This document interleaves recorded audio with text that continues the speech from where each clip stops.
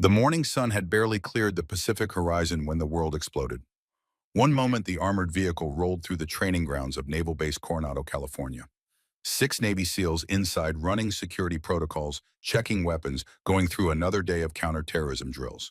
The next moment, fire and thunder ripped through steel. The IED detonated with surgical precision. Not enough to kill, just enough to disable. The vehicle lurched sideways, tires shredded, suspension collapsed. Metal screamed against concrete. Inside, bodies slammed against restraints. Equipment flew. The world turned sideways and wrong. Then silence. The kind of silence that comes after violence. Ears ringing. Smoke thick. The smell of burning rubber and something chemical. Petty Officer Second Class Tessa Grayson felt the strap cutting into her shoulder where the blast had thrown her against the harness. She blinked twice, clearing her vision. 27 years old, 5'4", 118 pounds. Brown hair pulled back in regulation bun. Green eyes already scanning, already working. She was a Navy corpsman. Her job was simple. Keep people alive. Sound off came the voice of Commander Barrett Thorne from the front. 45 years old, 22 years of service. Voice steady despite the chaos. Ashford operational. That was Callum Ashford, the team's sniper. 28, they called him Reaper. For good reason. Brennan good to go. Wyatt Brennan, explosives expert, 32. The irony of an EOD specialist caught in a blast was not lost on anyone. Drake check. Landon Drake, 30. Pointman, first through every door. Finch minor cuts functional. Tyler Finch, the other corpsman, 29. He'd transferred in 3 months ago from a ship deployment. Grayson, Tessa said, her voice came out steady. Training took over when the body wanted to panic. Responsive, minor shoulder contusion. Checking others now. She was already moving. Reaching for her medical kit. Hands steady. They were always steady. But as she turned, her eyes caught something that made her pause. In the rear corner of the vehicle, pressed against what used to be the backbench, was a figure she hadn't seen before. A young woman, maybe 25, 26. Long dark hair obscuring most of her face. Civilian clothes. Jeans. Plain shirt. Both torn now. Dusty from the blast. Blood ran from a gash on her forehead. Her left arm lay at an odd angle. She wasn't moving. Commander, Tessa said, we have an unknown civilian. Female, unconscious. Head trauma and possible fracture. Thorne turned. His face showed what they were all thinking. How did a civilian get into a secured military vehicle, into a locked-down training area? Get her stable, he ordered. Then we move. This wasn't random. Whoever placed that IED knew our route. Tessa nodded. She crawled toward the unconscious woman, medical kit in hand. But something made her pause again. Something she couldn't name yet. An instinct. The kind her father had taught her to trust. The girl's breathing. It was too controlled. Too measured. Not the ragged gasps of someone in shock. Not the shallow respirations of head trauma. It was the breathing of someone waiting. But Tessa pushed the thought aside. She had a job to do. Outside voices shouted. Boots on gravel. The quick response team converging on their position. Within minutes, they were extracted from the wreckage. The girl was placed on a stretcher. Tessa stayed beside her, monitoring vitals, applying pressure to the head wound. They moved to the base medical facility, a low concrete building 300 yards from the explosion site, designed for exactly this kind of scenario. Inside, fluorescent lights hummed, the smell of antiseptic. Clean white walls, 3 examination rooms, 1 surgical suite, basic but functional. Tessa helped transfer the girl to an examination table. Commander Thorne followed them in. So did the others.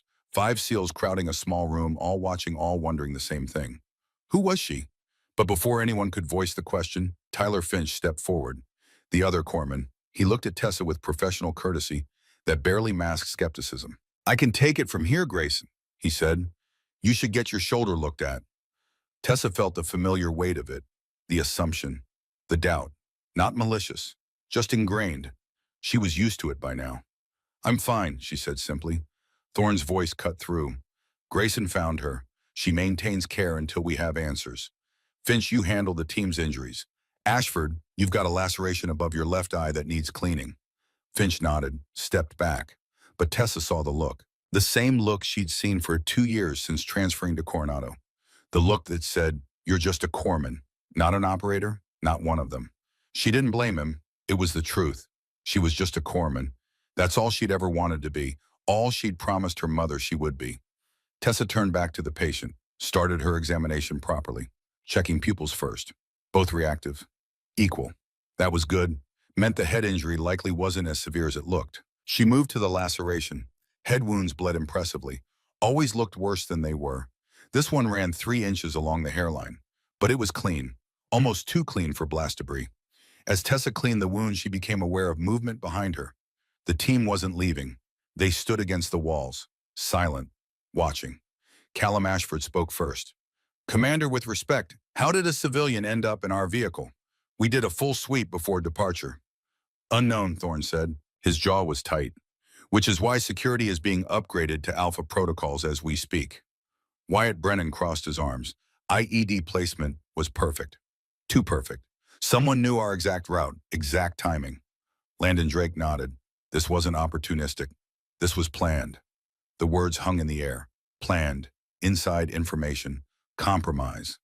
Tessa kept working, cleaned the wound, started sutures, 11 stitches. Her hands moved with practiced efficiency. Years of training. Hundreds of hours of practice on synthetic skin, then real skin, then urgent skin, under pressure. But as she worked, details began accumulating in her mind. Small things, wrong things, the girl's hands. Tessa paused, looking at them properly for the first time. The fingernails were clean. Not just clean, manicured. No dirt under them, no calluses. The hands of someone who didn't do manual labor. In Southern California, that wasn't unusual, but combined with everything else, it registered. Tessa moved to examine the arm. Possible fracture. She needed to palpate the bone, check for displacement. She began cutting away the sleeve to expose the limb, and stopped. There on the upper arm, just below the shoulder, was a scar, roughly 2 inches, puckered, old, maybe 5-6 years healed. Tessa had seen enough gunshot wounds to recognize a signature. Entry wound, small caliber, professionally treated, the kind of scar you got from military medicine or high-end private care. She kept cutting, exposing more of the arm. The fracture appeared to be stable. But there along the forearm were more marks, faint, training scars, the kind you got from defensive combat, from being taught to block, to fight, to survive. Tessa's heart rate increased, just slightly. She stayed professional, finished her examination of the arm, set the fracture, applied a splint. Then she moved to check for other injuries. Standard protocol. Check everything, assume nothing. She lifted the girl's shirt to examine the rib cage. Check for internal trauma, broken ribs, organ damage. And there it was, another scar, along the left side between the 8th and 9th rib, 4 inches long, too straight to be accidental, too clean to be anything but deliberate. A knife wound, surgically repaired, military precision. Tessa felt Thorne's presence behind her. He'd seen it too. Their eyes met. "Sir," Tessa said quietly, "permission to speak privately." Thorne nodded. They stepped into the hallway. The door closed behind them. "What did you see?" he asked. Tessa chose her words carefully. "Commander, that woman has scars consistent with combat trauma. Gunshot wound to the upper arm, knife wound to the torso, both professionally treated, both old enough to be fully healed." Thorne's expression didn't change, but his eyes sharpened. "Additionally," Tessa continued, "her hands show no signs of manual labor or typical civilian wear. Her teeth are professionally maintained. Her muscle tone is exceptional. And her breathing pattern, even while unconscious, is too controlled." "What are you saying, petty officer?" "Sir, I'm saying she's not a civilian." The words hung between them. Heavy, dangerous. Thorne was quiet for a long moment.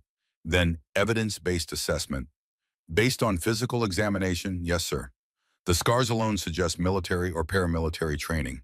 The gunshot wound required surgical intervention. That's not something civilians typically have access to in combat zones. The knife wound is defensive. Someone trained her to fight. Could she be a veteran?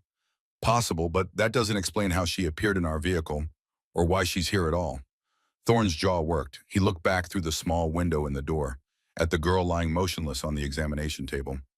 "Continue your examination," he said. "Document everything, photos of the scars, measurements. I want a full medical workup. And Grayson, this stays between us until we know more." "Understood, sir." They returned to the examination room. Tessa continued her work. Professional, thorough. She took photos with the medical camera, documented every scar, every mark, every detail that suggested this woman was more than she appeared. The team stayed, watching. They'd seen the scars too. They weren't blind. Ashford spoke again. Doc, what's your assessment? Tessa didn't look up from her work. Stable. Head laceration required sutures. Left radius fracture, non-displaced, splinted. No signs of internal bleeding. Vitals are strong. That's not what I'm asking. Tessa met his eyes. Callum Ashford, the sniper, 28 years old but eyes much older. He'd seen enough to recognize truth when it was in front of him. I'm a corpsman, Tessa said, not an investigator. But you have eyes. Yes. And those eyes see something wrong here. Tessa didn't answer, didn't need to. The truth was visible on the examination table. Wyatt Brennan stepped forward. Commander, with respect, we need to know who she is. If this attack was coordinated, if someone knew our route, then this woman appearing in our vehicle isn't coincidence. Thorne nodded. Security is running her biometrics now. Fingerprints, facial recognition. We'll have answers soon. And until then, Landon Drake asked. Until then, she stays under guard, round-the-clock surveillance. No one enters or leaves this room without authorization. The team nodded, accepted it. This was their world. Threats could wear any face. Trust was earned, not given. Tessa finished her examination, stepped back. The girl lay still, unconscious, or appearing to be. The breathing was still too perfect, too controlled. But Tessa said nothing, not yet. She needed more time, more observation. Grayson, Thorne said, I want you on primary medical for this patient. You found her. You know her condition. You'll be best positioned to notice any changes. Yes, sir. Finch will handle the team's remaining injuries. Everyone else debriefing in 20 minutes. We need to understand how this happened. The team filed out. Tessa remained, alone now with the unconscious woman. She checked the IV she'd placed, checked the monitors. Heart rate steady at 68 beats per minute. Blood pressure normal. Oxygen saturation perfect. Too perfect. Tessa pulled up a chair, sat down. She would be here for hours, days maybe, however long it took. She looked at the woman's face. Peaceful, young, dark hair spread across the white pillow. In different circumstances, she could be anyone. A student, an office worker, someone's daughter. But those scars told a different story. Tessa's mind drifted unbidden to her own scars. The one on her left forearm, faded now, almost invisible. From her father's training, she'd been 14, learning to handle a rifle. The recoil had caught her wrong, bruised deep, left a mark. Her father. Master Sergeant Daniel Grayson, Marine Force Reconnaissance, 26 years of service. He'd retired when Tessa was 10, spent the next 8 years teaching her everything he knew. How to shoot, how to move, how to think tactically, how to survive. She'd been good, naturally talented. By 16, she could hit targets at 800 meters, could field strip and reassemble an M4 in 40 seconds, could read terrain like a book. Her father had been proud, had dreams of her following in his footsteps. Special operations, making a real difference. Then 2 months before her 18th birthday, he'd suffered a massive heart attack. Dead before the ambulance arrived. Dead before she could say goodbye. Her mother had been devastated, had made Tessa promise. Promise never to join combat units. Promise never to put herself in that kind of danger. Promise to use her skills to heal, not to harm. Tessa had promised, had meant it, still meant it. She joined the Navy as a corpsman. Hospital training, battlefield medicine. She could save lives. Honor her father's memory without breaking her mother's heart. For 9 years, she'd kept that promise. Had never touched a weapon in anger. Had focused entirely on medicine. Had become excellent at it, but the skills remained. Muscle memory didn't forget. Her father's training was embedded deep. A sound brought her back to the present. The door opening. Tyler Finch stepped in. The other corpsman. He looked at Tessa, then at the patient. Commander wants you to get some rest, he said. I can take over for a few hours. I'm fine, Tessa replied. Your shoulder is bruised, not fractured. I can function. Finch hesitated, then nodded. You're dedicated, I'll give you that. It's just the job. And he moved closer, looked at the patient, because it seems like more than that. You saw something, something that made the commander order alpha protocols. Tessa didn't respond. Look, Finch continued, I'm not trying to step on your toes, but I've been doing this for 7 years. I know when something's wrong, and this whole situation, it's wrong. Then trust the commander to handle it. I do. But Grayson, if this woman is a threat, if she's part of whatever happened today, we need to know. And you're sitting here alone with her. I can handle it. Finch looked like he wanted to say more, but he stopped. Nodded. All right, but I'm right outside if you need backup. He left. The door closed. Silence again. Tessa turned back to the patient, checked the monitors. Everything still perfect, still controlled. She stood, walked around the examination table, looking, really looking. The woman's clothes had been cut away during the examination. Now she wore only a hospital gown. Standard issue. But even that couldn't hide certain things. Her legs, muscled, not gym muscles, functional muscles. The kind you got from running, climbing, moving under load. Her core. Even lying down, even relaxed, there was definition. Abs, obliques, the kind of core strength that took years to develop. Tessa's professional eye cataloged it all. This was not a civilian body. This was an operator's body. Someone who trained constantly, who maintained peak physical condition because their life depended on it. The question was, why was she here? Tessa reached for the woman's hand, checking pulse at the wrist, another basic vital sign. But as she held the hand, she felt something else. Calluses. Faint. On the index finger and thumb. The kind you got from trigger control. Thousands of rounds, years of practice. Tessa's breath caught. Just for a moment. This woman was a shooter. Trained, experienced. And she was in their base. In their vehicle. After an IED attack that showed insider knowledge. Tessa let go of the hand, stepped back. Her mind worked through possibilities. Infiltrator, spy, enemy operative, all possible. But something didn't fit. The way she'd been positioned in the vehicle. Injured, vulnerable. If she was an infiltrator, why make herself a victim?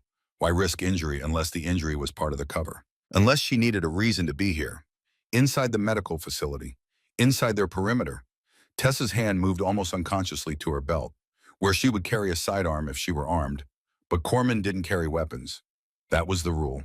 That was the promise. Her hand found nothing. Dropped back to her side.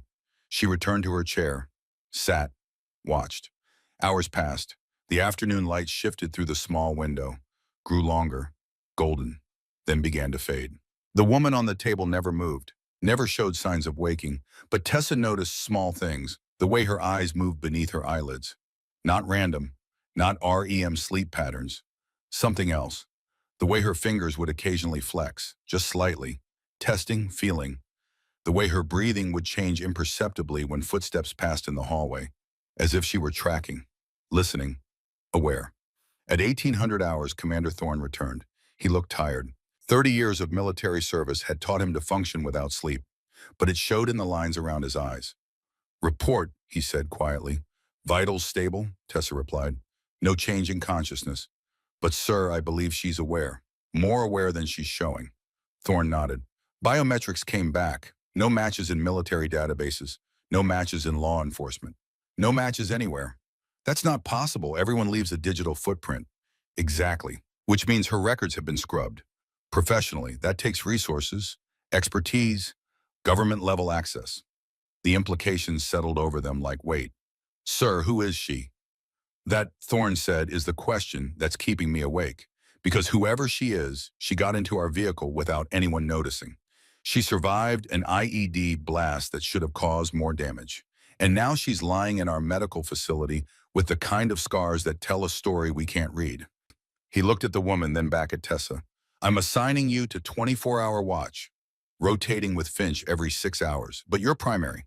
If she wakes, if she says anything, if she makes any move, I want to know immediately. Understood, sir. And Grayson, I need you to be honest with me. Can you handle this? If she's hostile, if she becomes a threat, can you do what's necessary? Tessa met his eyes. I'm a corpsman, sir. I save lives. I don't take them. That wasn't my question. Silence stretched between them. Tessa thought about her father, about the training, about skills she'd buried for 9 years, about promises made to a grieving mother. If she threatens this team, Tessa said slowly, I'll do what's necessary, but I'd prefer to keep her alive for questioning. Thorne's expression softened slightly. Fair enough. Get some food. Finch takes over at 2100. Be back by 0300. Yes, sir. Thorne left. Tessa remained for another few minutes. Then she stood, stretched. Her shoulder protested. The bruise was deeper than she'd admitted, but functional. That's all that mattered. She walked to the door, paused, looked back at the woman on the table, and for just a fraction of a second, Tessa could have sworn she saw the woman's lips curve. The smallest hint of a smile, there and gone so fast it might have been imagination. Might have been. Tessa left the room. The door locked behind her with a solid click. Two armed guards stood outside. Security had been tripled. No one was taking chances. She walked down the hallway, her mind turning over details. Scars, training, scrubbed records, inside knowledge of their route. This woman was a professional. That much was clear. The question was, professional what, and whose side was she on? Tessa pushed through the exterior door. The evening air hit her face. Cool, salty. The Pacific was less than a mile away. She could smell it. She headed toward the mess hall. She needed food, needed to think, needed to prepare for a long night. But as she walked, her hand brushed against her cargo pocket. Something was there that hadn't been before. She stopped, reached in, a small piece of paper, folded tight. Tessa looked around. The compound was busy, personnel moving between buildings, evening shift change, but no one watching her specifically. She unfolded the paper. 3 words, written in precise block letters. Trust no one. Tessa's blood went cold. She looked around again. Searched for whoever had planted this. But the compound was full of people. It could have been anyone. Could have been placed any time during the chaos of the attack. She refolded the paper, put it back in her pocket, kept walking. But her mind was racing now. Someone had gotten close enough to plant a message without her noticing. Someone wanted her to know something, to suspect something, or someone wanted to sow paranoia, make her doubt everyone around her, classic psychological warfare. Tessa entered the mess hall, got food she wouldn't taste, sat alone, ate mechanically. Her thoughts kept returning to the woman, to those perfect vitals, that controlled breathing, those scars that told stories of violence and survival, and to the question that wouldn't leave her alone, what was about to happen, because that's what this felt like. The calm before something bigger, the setup before the reveal. Tessa had been in enough situations to recognize the pattern, the attack, the mystery, the infiltration. All of it pointed towards something planned, something coordinated, and she was sitting at the center of it. A corpsman, not an operator, not trained for this kind of threat. But her father's voice echoed in her memory. You're never just one thing, Tess. You're a medic who can fight, a fighter who can heal. Don't ever forget both hands matter. Both hands. Tessa looked at her own hands, steady, scarred from years of medical work, but underneath muscle memory from thousands of rounds. Trigger discipline, breath control, range estimation, all still there, all waiting. She finished her food, disposed of her tray, checked her watch. 19:30 hours. 90 minutes until she could return to the medical facility. She headed to her barracks, showered, changed into fresh utilities. The movement of dressing pulled at her shoulder. She winced, applied an ice pack for 20 minutes, then a heat wrap. Old military remedy, ice the inflammation, heat the muscles. At 2100, she walked back to the medical facility. Finch was waiting outside. She wake up, Tessa asked. Not once. Vitals are perfect. Too perfect, if you ask me. Finch handed her a tablet. Hourly documentation. Everything's normal, which is exactly what's bothering me. Tessa nodded, took the tablet. Get some rest. You too, eventually. He left. Tessa entered the room. The guards outside snapped to attention. She acknowledged them, closed the door. Inside, nothing had changed. The woman lay exactly as before. Same position, same peaceful expression, same controlled breathing. Tessa settled into the chair, pulled out the tablet. Reviewed Finch's notes. Hourly vital checks. All normal. No signs of consciousness. No movement beyond basic autonomic functions. She put the tablet aside, leaned back. The next 6 hours stretched ahead. The facility was quiet, just the hum of ventilation, the soft beep of monitors, the distant sound of footsteps in other parts of the building. Tessa let her mind wander, back to her father, to the range sessions, the tactical training, the long conversations about what it meant to serve. Being strong isn't about how much you can lift, he'd said once. It's about what you can carry. And sometimes, Tess, what you carry is the weight of knowing you could hurt someone but choosing not to. That's real strength. She'd been 15, didn't fully understand then, but she understood now. The clock on the wall ticked toward midnight. Tessa's eyes grew heavy. She shook her head, stood, paced the room, checked the monitors again. All normal. She was turning back to her chair when she heard it. Soft, almost imperceptible. A voice, female, barely above a whisper. You're wondering who I am? Tessa froze, her eyes shot to the examination table. The woman's eyes were open, dark, intelligent. fixed directly on Tessa, and she was smiling. "Hello, Corman Grayson," the woman said. Her voice carried an accent. "Eastern European, Russian maybe. We need to talk, because everything you think you know about today is wrong." Tessa's hand went to her belt again. Still no weapon. She was alone, with a woman who had just revealed she knew Tessa's name, knew she'd been waiting, knew everything. "Who are you?" Tessa asked, her voice steady despite her pounding heart. The woman sat up slowly, the IV line still in her arm, the splint still on her fracture, but she moved with grace, with control. "My name," she said, "is Kira Volkov, and I'm here to save your life, all of your lives, because this base has been compromised. There are 5 people inside your perimeter who want you dead, and tomorrow night they're going to make their move." She fixed Tessa with those dark eyes. "The question is, will you believe me in time, or will you dismiss me as just another enemy? Because Corman Grayson, I know something about you too.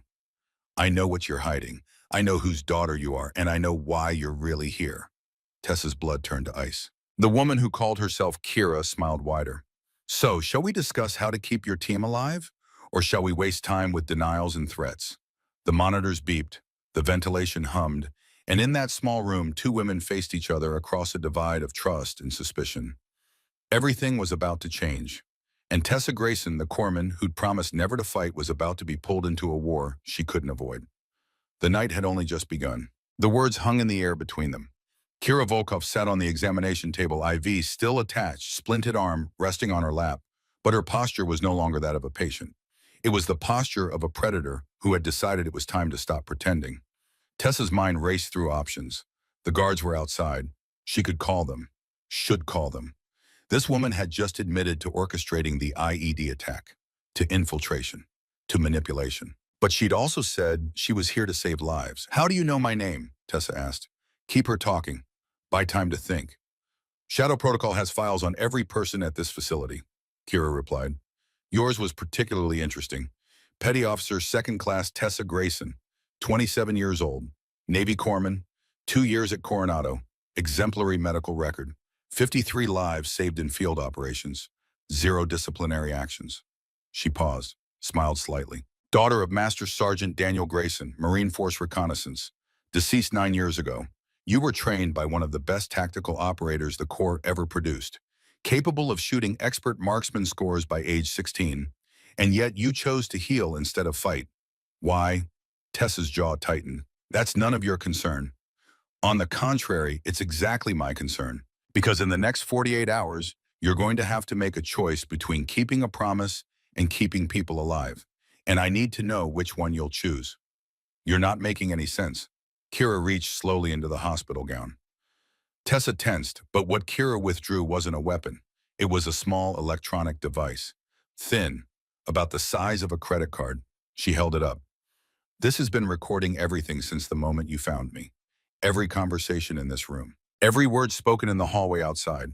Would you like to hear what was said 6 hours ago, when Commander Thorne and Master Chief Lockhart discussed increasing security protocols?" Tessa didn't move. Kira tapped the device. A voice emerged. Thorne's voice. Clear, unmistakable.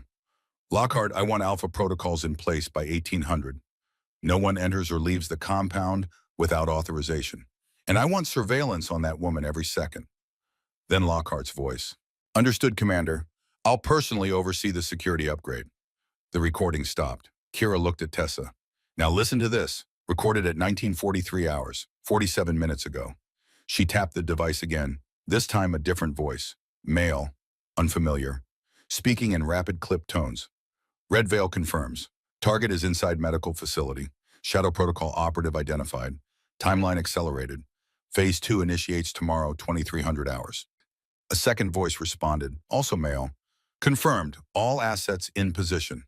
Lockhart will provide final authorization." The recording ended. Tessa felt the floor shift beneath her. Lockhart, Master Chief Dane Lockhart, 52 years old, 28 years of service, the most trusted security officer on base. "That's fake," Tessa said, but her voice lacked conviction. "Is it?" Kira's eyes were hard now. "Then explain how I knew your exact patrol route this morning. Explain how an IED was placed in a training area that was swept 3 times before your departure. Explain how I appeared in your vehicle without anyone noticing." You could be lying about all of it, playing both sides. I could be. Kira stood slowly, gracefully. Her injured arm moved without hesitation. The fracture had been real, but not as severe as she'd made it appear. But you don't think I am, because you saw the scars, you noted the inconsistencies. You're smart enough to know that a simple infiltrator wouldn't injure herself to this extent, wouldn't risk being discovered before completing her mission. She took a step closer. Tessa held her ground. I'm here, Kira continued, because Shadow Protocol has been tracking a network called Red Veil for 8 months. They recruit from within military and intelligence services.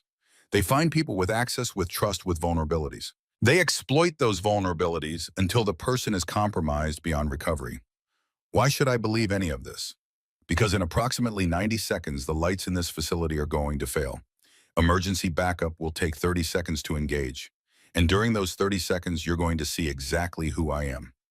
Tessa's hand moved toward the emergency call button on the wall.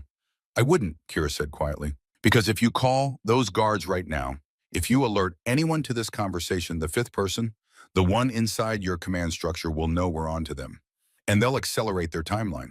People will die tonight instead of tomorrow. Then what do you suggest? I suggest you trust your instincts. The same instincts that told you something was wrong when you first examined me. The same instincts your father spent years training. Before Tessa could respond, the lights went out. Complete darkness. The monitors flatlined to black. The ventilation stopped. Even the ambient hum of the building died. 30 seconds. Kira had said 30 seconds. Tessa's training kicked in. She stayed still, controlled her breathing, listened. She heard movement, soft, precise. Kira was moving through the dark like she could see, like she'd planned for this exact scenario. Then a whisper, right next to Tessa's ear, close enough to feel a breath. 5 people want you dead. Corporal Bennett Hayes, your communications specialist. He's been feeding encrypted messages to external cells for 14 months.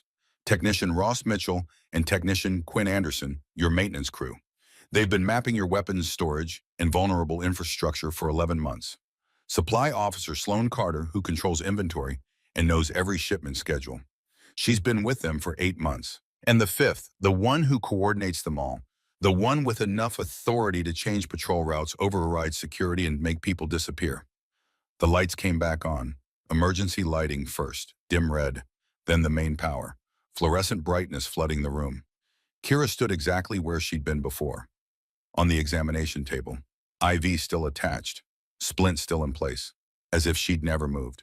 But on the medical tray beside Tessa, arranged in a perfect line, were 4 items that hadn't been there before. A scalpel, a syringe, a vial of sedative, and a small knife that had been hidden somewhere on Kira's person. If I wanted you dead, Kira said, you'd be dead. If I wanted to escape, I'd be gone. Instead, I'm asking for your help, because you're the only person in this facility who I know for certain isn't compromised. How do you know that? Because if you were, you would have killed me already, or called for backup, or done anything except stand there trying to decide if I'm telling the truth. Tessa looked at the weapons on the tray, then back at Kira. You have 1 minute to convince me, she said. Then I'm calling Commander Thorne. Good. Call him, but not from here. And bring me with you because he needs to hear this directly and you need protection, starting now. Tessa made her decision. She moved to the door, opened it. The guards snapped to attention. I need to speak with Commander Thorne immediately, she said. Medical emergency requiring command authorization. The senior guard nodded, keyed his radio. Commander Thorne Corman Grayson requests immediate audience. Medical priority. A pause. Then Thorne's voice tired but alert. Send her to the operations center. 5 minutes. Tessa turned back to Kira. You're coming with me. But if you make any move, I don't like those guards will put you down before you take 2 steps. Understood. They moved through the facility, 2 guards flanking them. Kira walked easily despite her supposed injuries. She was done pretending. The operations center was 3 buildings away. A concrete bunker built during the Cold War, upgraded with modern electronics but maintaining the same fortress mentality. Inside, Commander Thorne waited. So did Master Chief Lockhart. And the rest of the team? Ashford, Brennan, Drake, Finch, all summoned from various duties. They looked at Kira with a mixture of suspicion and curiosity. Thorne spoke first. Corman Grayson, what's the emergency? Tessa took a breath. This was the moment. Once she said the words, there was no taking them back. Sir, This woman has information about the attack today, information that suggests we've been compromised. The room went silent, every eye fixed on Kira. Lockhart stepped forward. His face was neutral, but his hand rested on his sidearm. Commander, with respect, this woman is an unknown. We have no verification of her identity or intentions. Whatever she's told Corman Grayson could be disinformation. Kira smiled, not warmly. Master Chief Lockhart, 28 years of service, decorated in 3 combat deployments, trusted by everyone in this room, and compromised for the last 3 years. Lockhart's face went dark. That's absurd. Commander, this is exactly the kind of manipulation our enemies use. Sow distrust, divide us from within. Then explain this, Kira said. She held up the recording device. Explain how I knew your patrol route. Explain how an IED was placed in a swept area. Explain how I have recordings of encrypted communications between your base and Red Veil cells. She tapped the device. The recording played. The voices discussing Phase 2, mentioning Lockhart by name. The room went cold. Thorne's expression didn't change, but his eyes shifted, looking at Lockhart differently, calculating. That could be faked, Lockhart said, but there was an edge to his voice now. Defensive. Could be, Thorne agreed, but it warrants investigation. Lockhart, you're relieved of duty pending security review. Surrender your weapon and access cards. Commander, this is a mistake. You're letting her manipulate you. It's a precaution. If you're clean, you'll be cleared within hours. If not, we need to know now. Lockhart's hand moved toward his weapon, not to surrender it, to draw it. But Ashford was faster. The sniper's hand was already on his sidearm. Don't, he said quietly. Sir, please don't make this worse. For a long moment, Lockhart stood frozen, his hand on his weapon, eyes moving from face to face, seeing doubt, seeing suspicion. Then he laughed, bitter, harsh. You fools, you think this is about me. This is so much bigger than one man. He drew his weapon, but not to shoot. He placed it on the table, along with his access cards, his radio. I'm not the threat, he said. I'm the distraction. While you waste time investigating me, the real attack is already in motion. Kira shook her head. No, we know about Bennett Hayes, Ross Mitchell, Quinn Anderson, Sloan Carter. All of them. We know the timeline. 2,300 hours tomorrow. Lockhart smiled. Tomorrow you think we give you that much time? We knew you were Shadow Protocol the moment you entered that vehicle. We knew you'd manipulate the corpsmen. We knew you'd try to turn us against each other. He looked directly at Kira. Phase 2 doesn't start tomorrow. It started an hour ago. There are explosive devices already placed throughout this facility, set to detonate at midnight, 43 minutes from now. And the only person who knows where they all are is me. The room erupted. Thorne shouted orders. Brennan, the EOD specialist, demanded locations. Guards moved to secure Lockhart, but Kira's voice cut through the chaos. He's lying. Everyone stopped, looked at her. Partial lying, she clarified. There are devices, but not set for midnight. That's misdirection. He wants you to panic, to evacuate, to expose yourselves in the open where the external assault team can engage. She moved closer to Lockhart, studying him. The real question is, why reveal yourself now? You could have maintained cover, could have fed us false information, but instead you compromised your entire operation. Wow, Lockhart's smile faded, and in that moment Tessa saw it, the truth behind the lies. Because you're not the primary target, she said quietly. The attack isn't about this facility. It's about who we call for help. Kira nodded slowly. You're bait. This entire base is bait. You want us to call for backup. Special operations teams. High-value targets concentrated in one place for a security emergency. Thorne's face went pale. How many teams are we talking about? Every SEAL team within helicopter range, Kira replied. Every rapid response unit. Every counterterrorism specialist, all converging on Coronado, where Red Veil has had 18 months to prepare an ambush. The magnitude of it settled over them, not just an attack on one base. A coordinated strike designed to eliminate dozens of elite operators in a single night. Brennan spoke up. If that's true, we need to warn Naval Special Warfare Command. Get the word out before anyone deploys. Agreed, Thorne said. He moved toward the communications console. Sir, wait. Tessa's voice stopped him. If Lockhart is compromised, if he's been feeding them information for 3 years, then they know our communication protocols. They'll be monitoring. The moment we send that warning, they'll know we're aware. They'll adapt. Thorne paused, hand hovering over the console. Then what do you suggest? Tessa looked at Kira. The woman who had orchestrated all of this, who had allowed herself to be injured, who had played the role of victim to get inside their perimeter. We let them think their plan is working, Tessa said. We evacuate. We call for backup. But we do it on our terms. Feed them false information about when and where the response teams will arrive. And we prepare our own ambush. Kira's eyes showed approval. I never approval. Operation Mousetrap. Turn the trap around. Thorne considered this, then nodded. We'll need to identify all of Lockhart's assets, Bennett, Hayes, and the others. Neutralize them simultaneously so no one can warn the external cells. I can help with that, Kira said. I've been tracking their communication patterns for months. I know when they report in, how they signal each other. Lockhart laughed again. You're all dead. You just don't know it yet. Hayes is already broadcasting your every move. Mitchell and Anderson have access to your power grid. Carter controls your ammunition stores. And there's still one more you haven't identified.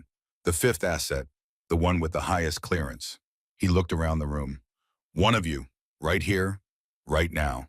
The paranoia was instant, eyes shifting, hands moving toward her weapons. Trust evaporating. He's manipulating you again, Kira said sharply. Classic interrogation technique. Plant doubt, make you suspect each other. Don't give him the satisfaction. But the seed was planted. Tessa could see it in their faces. Thorne looked at his team members differently. Ashford's hand stayed near his weapon. Even Finch, the other corpsman, seemed to edge away from the group.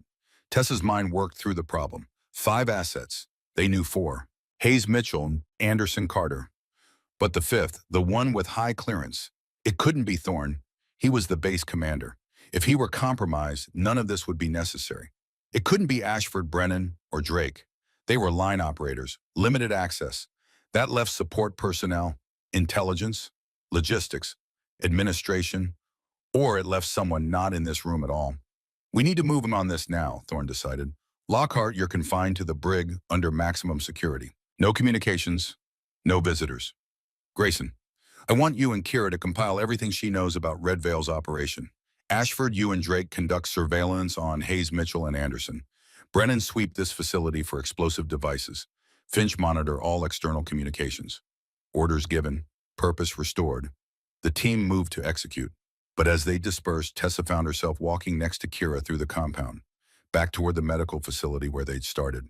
You knew he'd reveal himself, Tessa said. That's why you pushed, why you played the recording. I knew he had a choice, maintain cover or try to sow chaos. He chose chaos, which tells us something important. That he's desperate, that the attack is closer than we thought. If he's willing to burn his cover, it's because the timeline has been moved up. We don't have until tomorrow night. We have hours, maybe less. They entered the medical facility, Tessa's sanctuary, the place where she saved lives. Now it felt different, compromised, dangerous. Kira sat on the examination table again, winced slightly. The injuries were real after all. The performance had taken its toll. Tell me about your father, she said. Tessa looked at her. Why? Because I need to know if you can do what's coming. The medical part you're expert at. But the other part, the fighting, the killing, can you do that if necessary? Tessa was quiet for a long moment. Then she spoke. My father taught me to shoot when I was 10. By 16, I could hit moving targets at 800 meters. He wanted me to join special operations, follow in his footsteps, but he died when I was 18. Heart attack, no warning, just gone. She paused, the memory still raw after 9 years. My mother was destroyed. She made me promise. No combat, no special operations. Use my skills to heal, not to hurt. So I became a corpsman, and I've kept that promise for 9 years. 53 people alive because of it. But you can still shoot. Muscle memory doesn't forget. And if you have to choose between keeping your promise and saving your team, Tessa met Kira's eyes. I made a promise to my mother, but I also took an oath when I joined the Navy, to protect and defend. If it comes down to it, if there's no other option, I'll do what's necessary. But I'll try every other option first. Kira nodded. Fair enough. Though I suspect before this is over, you'll find that healing and fighting aren't as separate as you've been telling yourself. What do you mean? Your father didn't teach you to shoot so you could hurt people. He taught you so you could protect them. Sometimes protection requires force. Sometimes healing requires eliminating the threat. You can do both, with both hands. Both hands, the phrase her father had used. How did Kira know that? But before Tessa could ask, an alarm sounded throughout the facility. High-pitched, urgent, the security breach alarm. Thorne's voice came over the PA system. All personnel intruder alert. Multiple contacts on perimeter. This is not a drill. Secure all positions. Prepare for potential breach. Tessa and Kira exchanged glances. They moved Obwich's timeline, Serio, Kira said. They know we're on to them. How to know, but Lockhart, he must have had a dead man's switch. A signal that triggers if he's compromised. The moment Thorne confined him, Red Veil knew. The alarm continued. Outside, Tessa could hear shouting, running footsteps, the base mobilizing for threat response. Kira stood, all pretense of injury gone now. It's starting. The question is, are you ready? Tessa thought about her promise, about her father, about the 53 people she'd saved, and the choice she'd never wanted to face. Then she thought about Ashford, Brennan, Drake, Finch, her team, her responsibility. She walked to the medical locker, opened it. Inside were supplies, bandages, medications, instruments, and at the bottom, wrapped in cloth, was something she'd hidden 2 years ago. Something she'd told herself she'd never need. Her father's M1911 pistol. The one the Corps had presented to her mother at his funeral. The one her mother had given to Tessa with tears in her eyes and a plea to never use. Tessa picked it up, the weight familiar, comforting, terrifying. She checked the magazine, loaded. She chambered around. The slide racked with a sound that seemed too loud in the small room. I'm ready, she said. Kira smiled. Good, because in the next hour you're going to need both hands, to heal and to fight. And before the night is over, you're going to discover something your father already knew. What's that? That the strongest warriors aren't the ones who choose between violence and mercy. They're the ones who know when each is required and who have the courage to do both. Outside, the first gunshots echoed across the compound. The attack had begun, and Tessa Grayson, the corpsman who had promised never to fight, was about to break that promise in ways she never imagined. The night was far from over, and the hardest test was still to come. The gunfire started exactly when he'd promised it would. The eastern perimeter erupted first, short controlled bursts, professional fire discipline, not the wild spraying of amateurs. These were trained operators executing a coordinated assault. Tessa ran toward the sound with Kira beside her. The M1911 in her hand felt like holding two conflicting truths. Her father's legacy, her mother's worst fear. 9 years of promises breaking with every step. They cleared the medical facility into controlled chaos. Personnel sprinting to defensive positions. Floodlights sweeping the perimeter fence like fingers searching for threats. The distinctive crack of M4 rifles answered by heavier weapons from beyond the wire. Commander Thorne's voice cut through the radio chatter. All personnel, this is not a drill. Multiple contacts, all perimeters. Lockhart has escaped custody. Repeat, Master Chief Lockhart is hostile and leading the assault. Tessa's blood went cold. Escaped. How Kira's voice was grim beside her. Hayes had to be. He had communications access. Probably created a false evacuation order, opened the cell during confusion. They planned this, Tessa said. His arrest was the signal. Always was. We forced his hand early, but he adapted. That's what makes them dangerous. Bullets kicked up concrete dust to their left. Someone had acquired their position. Tessa and Kira dove for cover behind a transport vehicle. The shots came from elevated position, precise, hunting them specifically. Tactical Operations Center, Kira said. 20 yards. On my mark. They moved together. Kira's injuries were completely forgotten now. She moved like mercury. Fluid. Lethal. Whatever pain she felt was buried under years of operational conditioning. They reached the bunker. Thorne was inside coordinating defensive sectors. Ashford checked his rifle with methodical precision. Brennan loaded breaching charges. Drake verified ammunition counts. Finch monitored communications. The team. Her team. All of them about to face an enemy that had spent 18 months preparing for this exact moment. Grayson, Thorne barked. Casualties incoming. Set up triage west bunker. Harden structure. Clear. Retreat lines if we need to fall back. Tessa wanted to argue. Wanted to stay with the team. Fight alongside them. But Thorne was right. She was a corpsman first. That hadn't changed just because she'd picked up her father's pistol. Understood, sir. She moved to the west bunker with Kira following. Inside, she began the familiar ritual. Medical supplies from emergency cache. Bandages. Hemostatic agents. Tourniquets. IV fluids. Chest seals. The tools that had defined her for 9 years. Kira appeared carrying a Barrett M8 2A1 sniper rifle. 50 caliber. 30 pounds of precision engineering. She set it against the wall with a case of match-grade ammunition. "I'm not a sniper," Tessa said. "Your father was Marine Force Recon. He taught you from age 10. By 16, you were hitting targets at 800 meters." Kira's eyes were steady, knowing. The training doesn't leave. It waits. Tonight, it stops waiting. Before Tessa could respond, Tyler Finch's voice screamed over the radio. Panicked. Raw. "Man down. Drake is hit. Femoral artery. I need help now." Tessa grabbed her trauma kit and ran. Kira followed.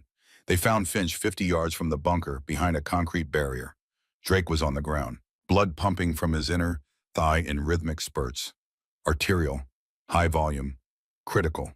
Tessa dropped beside him. Her hands moved before conscious thought, training overriding everything else. She ripped his pant leg open, found the wound, high on the inner thigh. Femoral artery severed clean. "Cat tourniquet," she snapped. Finch fumbled it from his kit, handed it over with shaking hands. Tessa positioned the tourniquet 2 inches above the wound, as high anatomically as possible. She tightened the windlass, 1 full turn, 2, 3, 4. Drake screamed, but the bleeding slowed, then stopped. "Femoral artery completely severed," Tessa reported, her voice clinical, detached, the way corpsmen learn to function in crisis. "Class 4 hemorrhagic shock will develop within minutes without surgical intervention. He needs an OR within the hour or he loses the leg. Maybe the life." "Can't evac," Finch said. His face was pale. "They've got anti-air. The helipads are kill zones." More gunfire. Closer. Different angle. Tessa looked up and saw muzzle flashes from the water tower. 300 yards.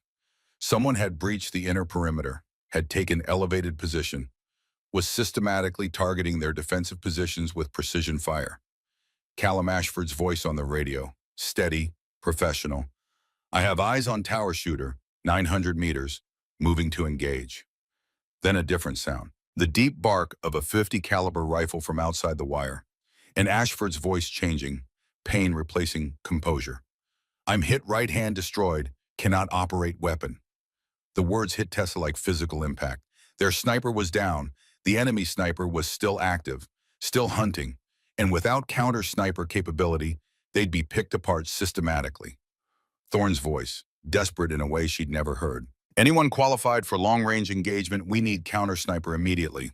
They're eliminating our defensive positions one by one."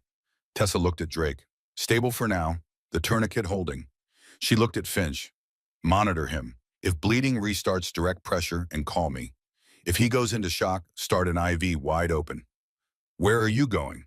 But Tessa was already running, back to the west bunker, to the Barrett rifle waiting there like a question she'd avoided for 9 years. She burst through the entrance. Kira had anticipated her. The rifle was set up on its bipod, scope already zeroed, ammunition laid out in precise rows. 700 meters to the water tower, Kira said without preamble. "Wind from the east 12 miles per hour. Compensate point 7 mils left. First shot is for ranging. Second shot is for keeps. I haven't fired a weapon in 9 years. Your body remembers what your mind tried to forget. Your father made sure of that." Tessa dropped behind the rifle. The position felt natural despite the years. Her body settling into stance her father had drilled 10,000 times. Cheek weld, eye relief, breathing control, all of it automatic. She found the target through the scope. Movement in the tower, a figure repositioning, preparing another shot. Someone else was about to die if she didn't act. 700 meters. Achievable range, but not easy, especially with hands that suddenly wanted to shake. She thought about her promise. To her mother, to herself. Never to take a life, never to become the thing her father had been. But she thought about Drake bleeding out, Ashford with his hand destroyed. Every person in this compound who would die if she let fear control her. Her father's voice, clear as if he stood beside her. "Being strong isn't about how much you can lift, Tess.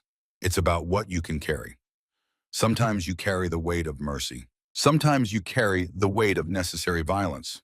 Both require strength. Both require steady hands." Steady hands, the phrase he'd used 1,000 times. Tessa controlled her breathing. 4-count inhale, 7-count hold, 8-count exhale. The technique carved into neural pathways by endless repetition.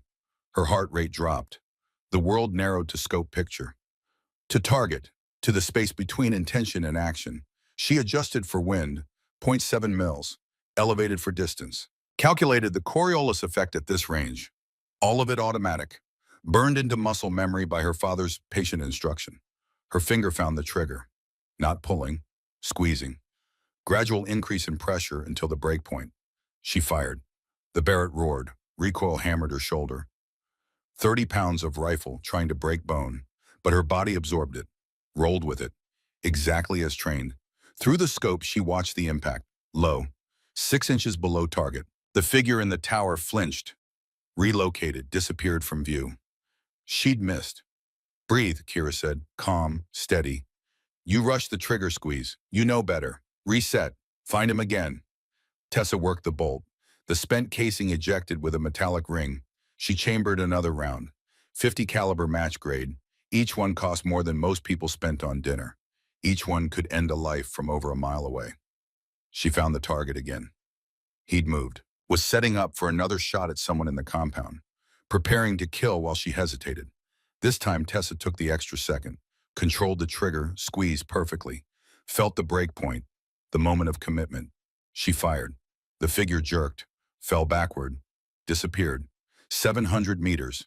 Center mass, target neutralized. The compound erupted in relieved chatter over the radio. Sniper down, tower threat eliminated. Who made that shot?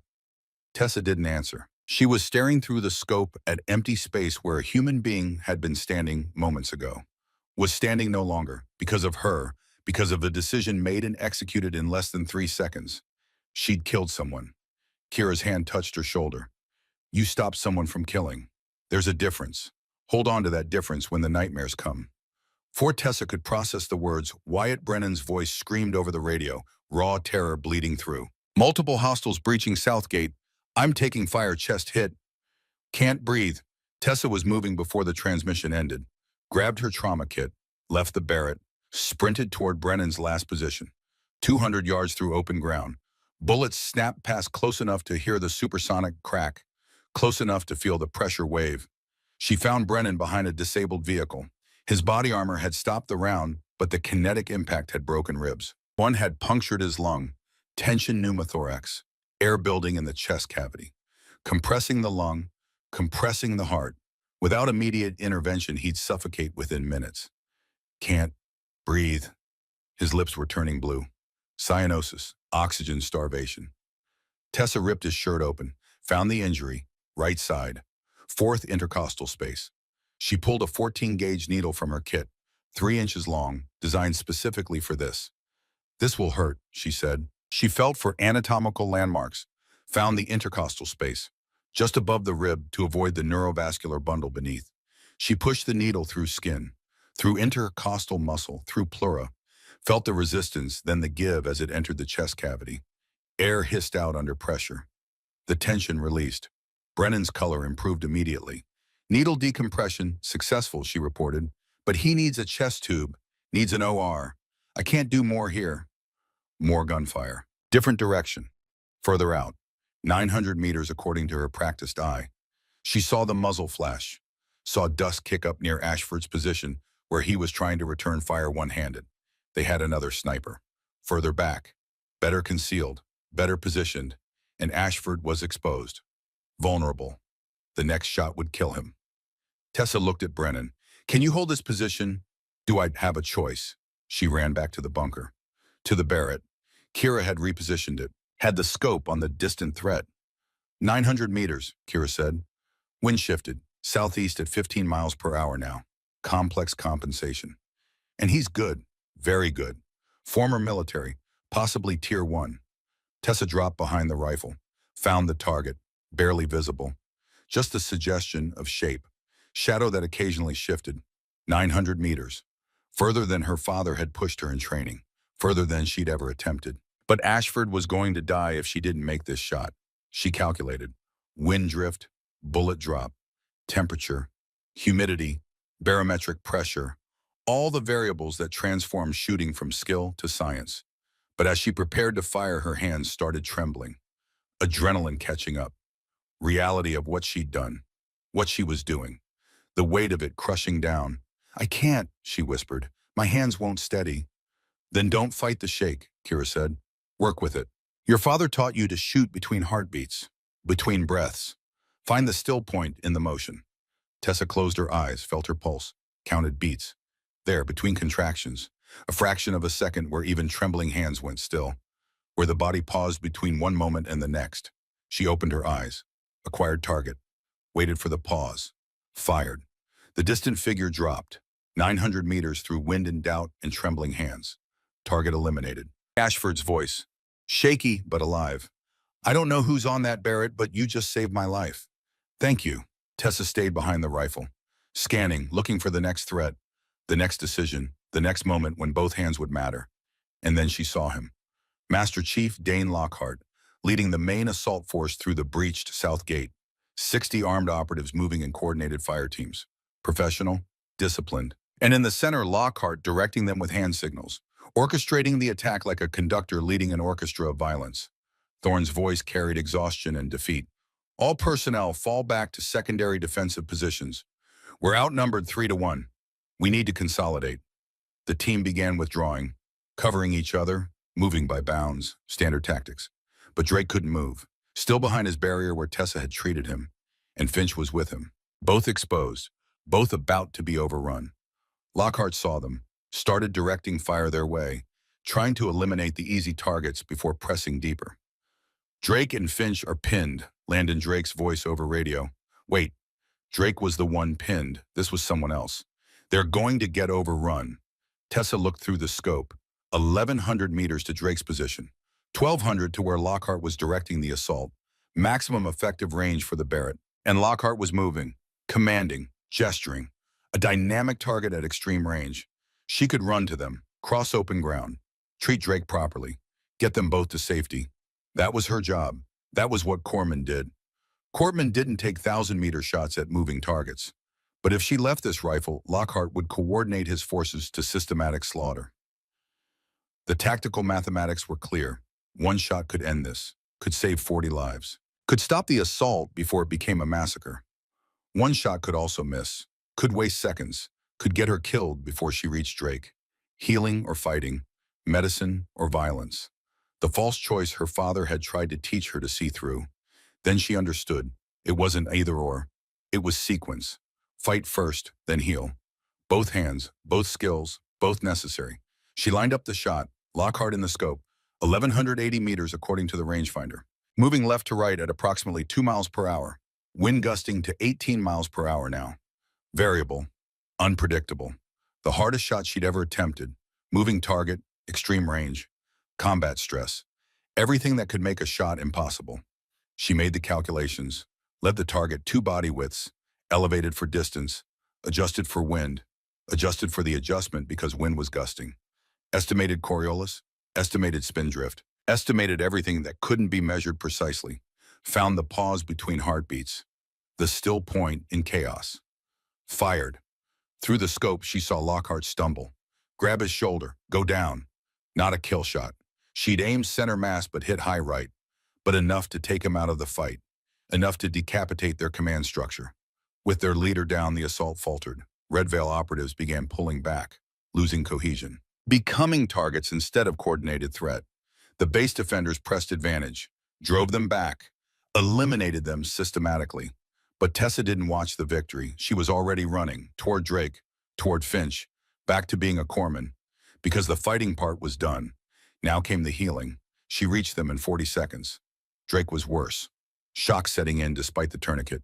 She started an IV, pushed fluids, administered pain medication, checked Finch. Uninjured physically, terrified mentally, shell-shocked. "Help me move him," she ordered. They lifted Drake together. Her shoulder screamed protest. The bruise from the morning's IED making itself known. But she carried him anyway. Because that's what corpsmen did. Drag people out alive. Behind them, gunfire was dying. The compound securing.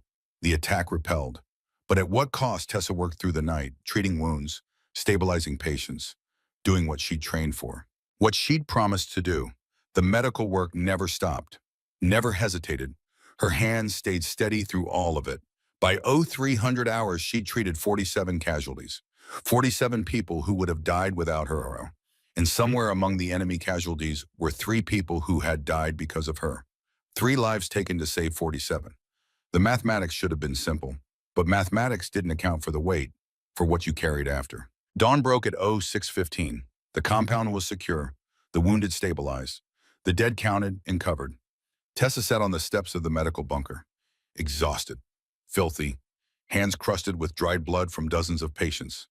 Wyatt Brennan approached, chest tube in place but walking, alive because she'd performed needle decompression in the middle of a firefight. Grayson, he said, sat beside her.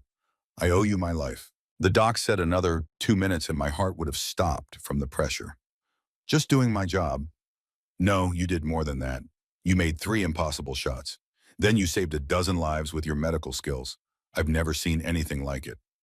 Before she could respond, Commander Thorne appeared.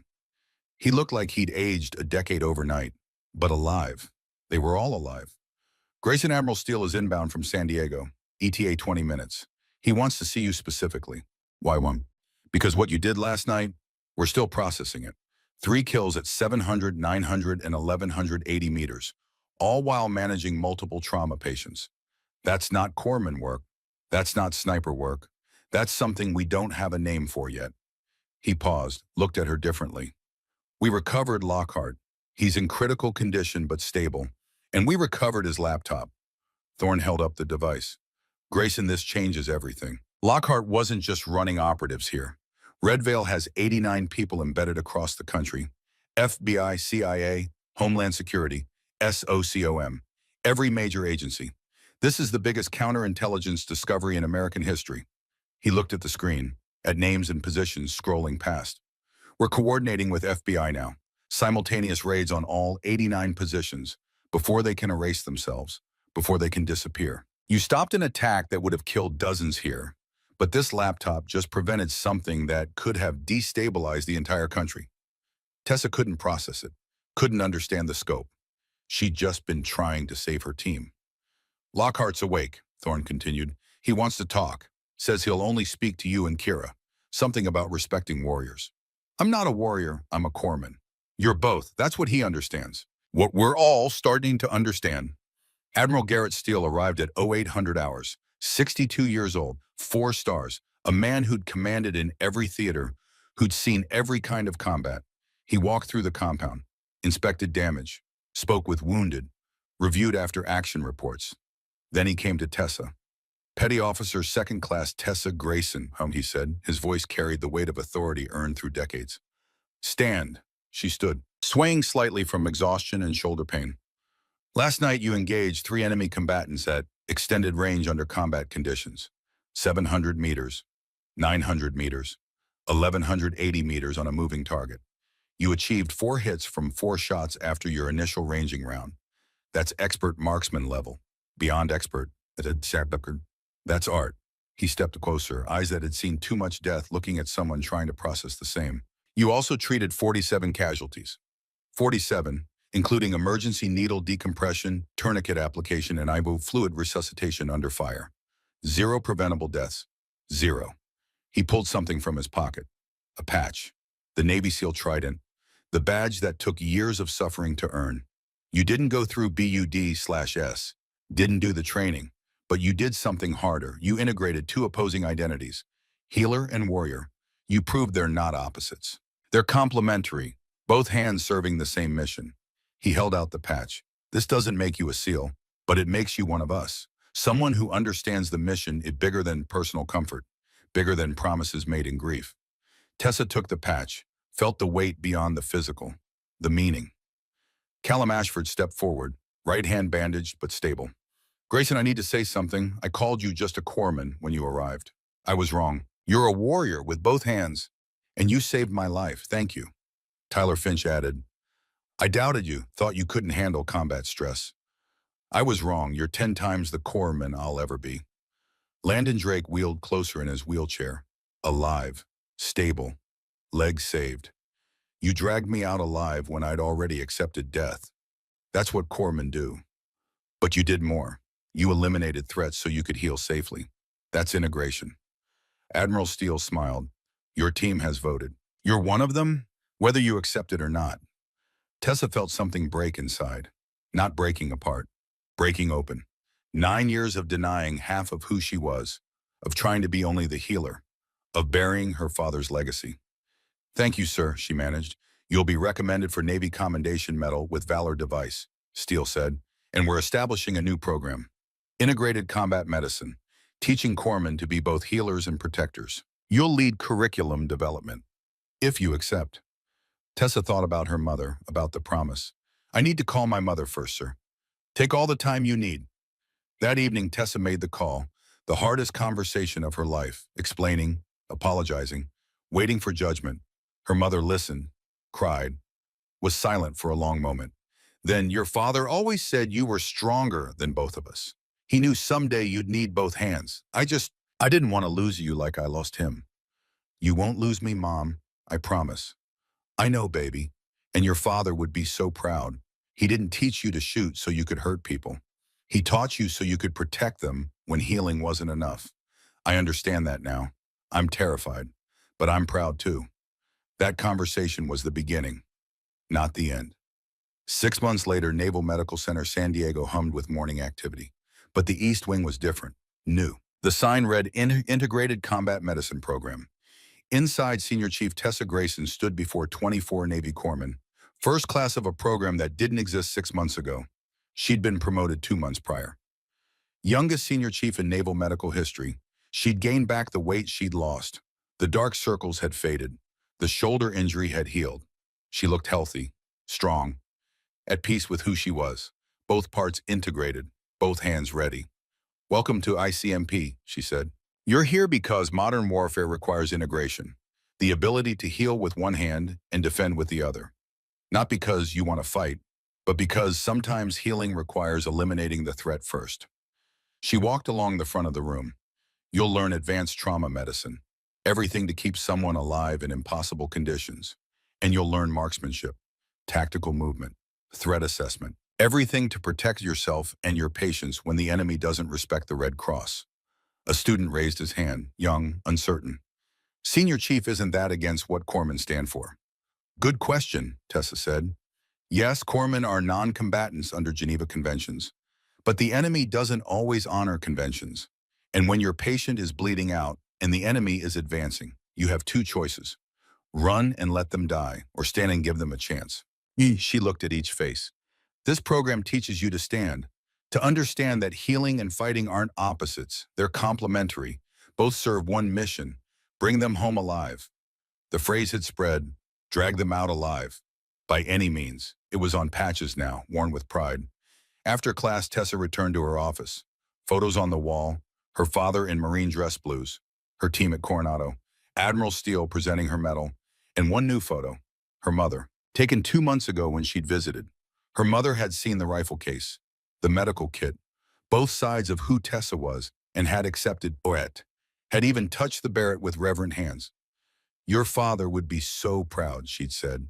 You became what he always knew you could be, both hands ready. A knock on her door. Captain Thorne entered. He'd been promoted, was overseeing all special warfare medical training now. Senior Chief, he said. Marine Corps wants their Force Recon Corpsmen in ICMP. That's 3 more classes per year. We can handle it. The curriculum works. The students excel. 127 graduates so far. 3 already deployed, all performing exceptionally. One made a 600-meter shot in Syria, saved his entire squad. Pride at that, not in the shot, in the life saved because both hands were ready. There's more, Thorne said. Someone wants to meet with you. Tonight, 1900 hours, beach north of base. Who? Kira Volkov. Tessa hadn't seen Kira since debriefing. The woman had disappeared back into shadows. That evening, Tessa walked to the beach. 1900 hours exactly. The Pacific rolled eternal beside her, creating and destroying in the same motion. Kira stood at the waterline, different hair, different clothes, different identity, but same eyes, still seeing too much. You came, Kira said. You saved 47 lives that night by warning us. I owed you a conversation. We saved them together, your shooting, my intelligence, both hands. What happens to you now? Shadow Protocol is restructuring. After Lockhart, after the 89 operatives, everything changed.